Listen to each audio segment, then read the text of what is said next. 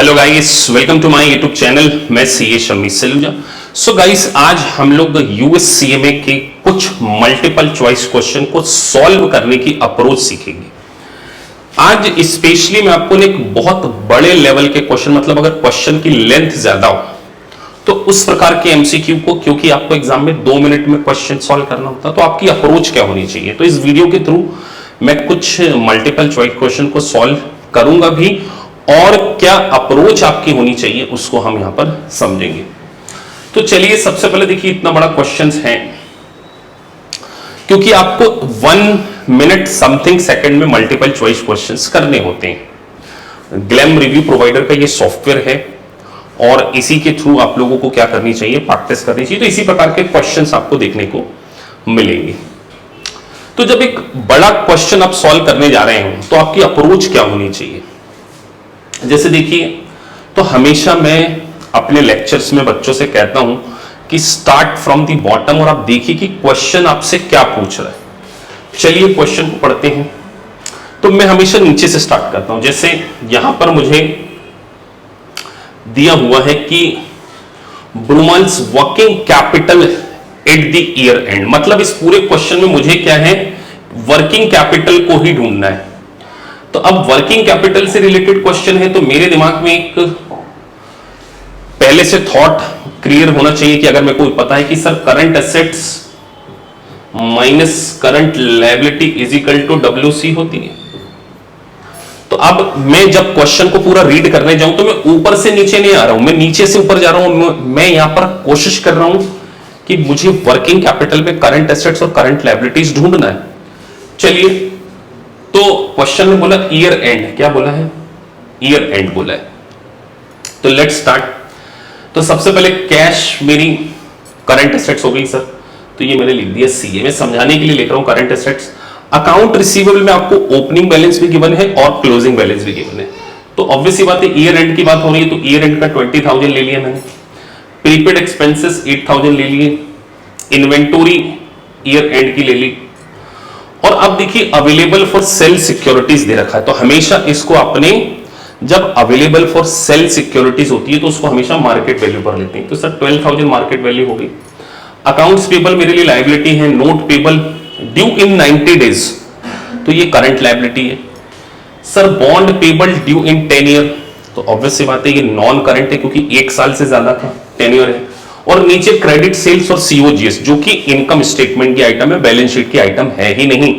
तो आपने पहले करंट एसेट्स का टोटल लगाना है, तो यहां लगा लेते हैं सर वैसे 10,000, 10, 20, 30, 38, 38 और 30, 68, 68 और 12, तो ये जो मेरा आ गया 80,000 मेरी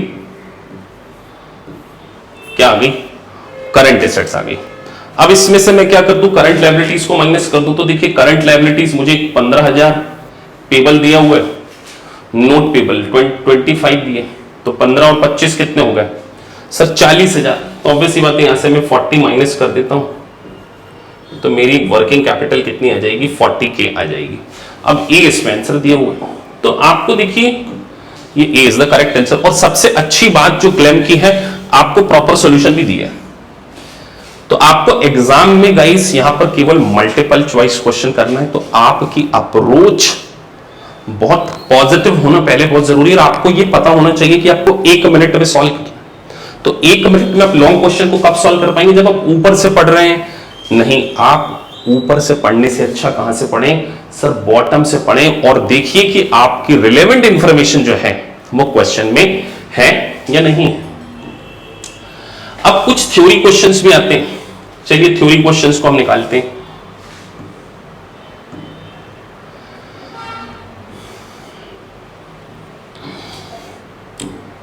अब जैसे आपके सामने एक और क्वेश्चन है, तो थ्योरी क्वेश्चन को, तो इस प्रकार के क्वेश्चन को तो अगर आपको कॉन्सेप्ट पता है तो 30 सेकंड में आप कर सकते हैं।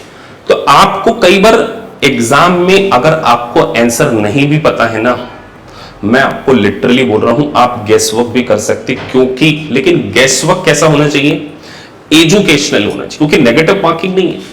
अब जैसे इस क्वेश्चन में बोल रहे हैं, which of the following best indicator of long term debt paying ability कि long term debt paying ability के बारे में बात हो रही है। तो अब सोचिए, अगर आपको नहीं पता है, मान के चलिए आंसर नहीं पता है, अगर लेट से आपको इसका आंसर नहीं पता है, आपको गैस वर्क करना है, तो गैस वर्क भी एजुकेशनल कैसे होना चाहिए? क्या बोल रहा है? Indicator of long term date. तो सर डेट से रिलेटेड कौन सी चीजें हो सकती हैं? और वहां पर लिखा है लॉन्ग टर्म, तो ऑब्वियसली बात है सर करंट रेशियो तो हो नहीं सकता, ये आप काट दो। देखो elimination, this is called elimination techniques. तो आपको मालूम है सर करंट रेशियो क्यों नहीं हो सकता? क्योंकि करंट रेशियो कभी भी लॉन्ग टर्म नहीं, ये तो शॉर्ट टर्म का होगा। तो पहले आप एलिमिनेट करो, ये शॉर्ट टर्म था सर, तो एलिमिनेशन टेक्निक सर ये नहीं हो सकता। और एसेट टर्नओवर हो नहीं सकता, क्योंकि एसेट्स के साथ में टर्नओवर, एसेट्स और सेल्स, तो ये भी नहीं हो सकता। अब साथ में लिखा वर्किंग कैपिटल टर्नओवर रेशियो, तो वर्किंग कैपिटल तो वैसे भी करंट एसेट्स और करंट लायबिलिटीज, तो इसको भी आपने काट दिए। तो अल्टीमेटली क्या बचा? डी ही बचा, तो D would be the correct answer. तो आप यहां देखिए, इसको बोलते हैं एलिमिनेशन टेक्निक। तो गाइस, अगर आपको मल्टीपल चॉइस क्वेश्चन करना है और सम टाइम अगर आपको आंसर नहीं आता, तो देखिए मैंने इस क्वेश्चन में एजुकेशनल गैस कैसे किया, मैंने एलिमिनेशन किया। एलिमिनेशन टेक्निक से भी क्या कर सकते हैं आप? मल्टीपल चॉइस क्वेश्चन को सॉल्व कर सकते हैं। तो देखिए, और the beauty of glam software, आपको प्रॉपर जस्टिफिकेशन मिलेगा। तो मैं अपने स्टूडेंट से बोलता हूं कि जब मैंने आपको पूरी स्टडी यूनिट पढ़ा दी, आप क्या करें? सारे मल्टीपल चॉइस क्वेश्चन को बिल्कुल फोकस के साथ में करें। और मल्टीपल चॉइस क्वेश्चन में आपका सही भी हुआ ना, बीइंग ए स्टूडेंट, देखिए हम तो फैकल्टी मेंबर हैं, तो हमने काफी लंबे समय से बहुत बार क्वेश्चंस कर लिए होंगे, नहीं करके 20-25 बार सॉल्व कर लिए होंगे चार्टर्ड अकाउंटेंसी ड्यूरेशन, और पढ़ाते पढ़ाते तो हमारे पास तो एक्सपर्टाइज आ गई। लेकिन बीइंग ए स्टूडेंट आपको हमेशा क्या करना चाहिए? जस्टिफिकेशन पढ़ना चाहिए, तभी आपके कॉन्सेप्ट क्या होंगे यहां पर बिल्ड होंगे। तो जैसे ये जस्टिफिकेशन लिखा है, the debt to total asset ratio is the best indicator of long term debt paying ability. It measure long term debt burden carried by the company per dollar of asset, की मतलब $1 of assets के लिए हमारे ऊपर date का कितना burden है। अगर मान के चलिए आपका क्वेश्चन गलत होता, आप बाई मिस्टेक गलत क्वेश्चन को टिक करते, तो भी उसका आंसर पढ़िए। मतलब आपको जस्टिफिकेशन डेफिनेटली पढ़ना चाहिए, तभी आप क्या है अच्छे से मल्टीपल चॉइस क्वेश्चन को सॉल्व कर पाएंगे। तो एक मैंने अप्रोच बताई आपको, एलिमिनेशन टेक्निक। लॉन्ग क्वेश्चन को आपको बॉटम से स्टार्ट करना चाहिए, और प्रैक्टिस के दौरान आपको इसके रीजंस डेफिनेटली पढ़ना चाहिए, यूएससीए में अगर आप फर्स्ट अटेम्प्ट में पास करना चाहते हैं। और साथ में एक और अप्रोच, स्टडी यूनिट को पढ़ने के बाद जैसे ही आप स्टडी यूनिट को पढ़ लेते हैं, उसके बाद आपको ऐसे पूरे प्रैक्टिस एग्जाम अगर आप क्रिएट करेंगे, और आपने अगर प्रैक्टिस एग्जाम को यूनिट वाइज पढ़ लिया, आपका यूएससीए में बनना 101% श्योर है। सो गाइस, अगर आपको वीडियो अच्छा लगा है तो प्लीज सब्सक्राइब द चैनल और लाइक द वीडियोस, ताकि आपको यूएससीए से रिलेटेड हर प्रकार की जानकारी इस चैनल के थ्रू शेयर की जाती है। Thank you for watching this video. एक छोटी सी अप्रोच मैंने बताई कि आप मल्टीपल चॉइस क्वेश्चन को कैसे सॉल्व कर सकते हैं। इस प्रकार के वीडियोस और बहुत सारे आएंगे। ये केवल मल्टीपल चॉइस क्वेश्चन का पहला पार्ट था, जिसमें मैंने आपको अभी एक अप्रोच बताई है। तो आने वाले समय में बहुत सारे एमसीक्यूज के वीडियोस में अपलोड करने वाला हूं, तो आप इस चैनल के ऊपर बिल्कुल निगाह रखिए। डेफिनेटली आपको काफी अच्छे लेवल की यहां पर हेल्प मिलने वाली। Thank you for watching this video. Thank you very much.